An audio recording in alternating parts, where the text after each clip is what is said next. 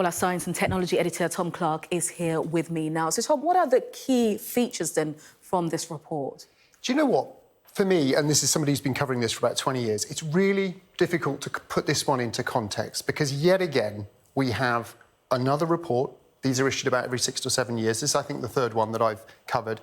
Each one more urgent than the last. Each one urging us to take action. The consequences of not doing anything become more and more severe with time. I think the significant thing about this one, I think the one that's really, really significant, is this is possibly the last time the world scientists are going to tell us how dire the situation is, that we have a chance to act to avoid that most dangerous level of global warming of 1.5 degrees that's been identified as the sort of the trigger point in this report. Because we are expected to hit that sometime in the next decade, in the 2030s. So we really are on our last warning here. And the reason that 1.5 degrees is so important is because, as this report tells us, about 3.5 billion people living at threat from climate catastrophe in one form or another, whether it's sea level rise or droughts, rainfall, extremes, etc.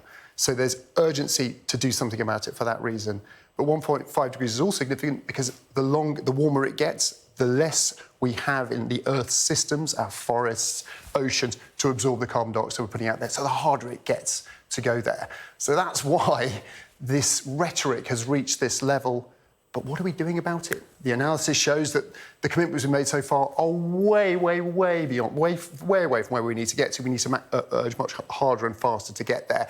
The positive spin on this, which UN Secretary General was putting there too, is that this could be seen as a toolkit for defusing that climate time bomb, as he put it, because we know what we have to do now. We know what policies we need to implement. We just have to get on and do it.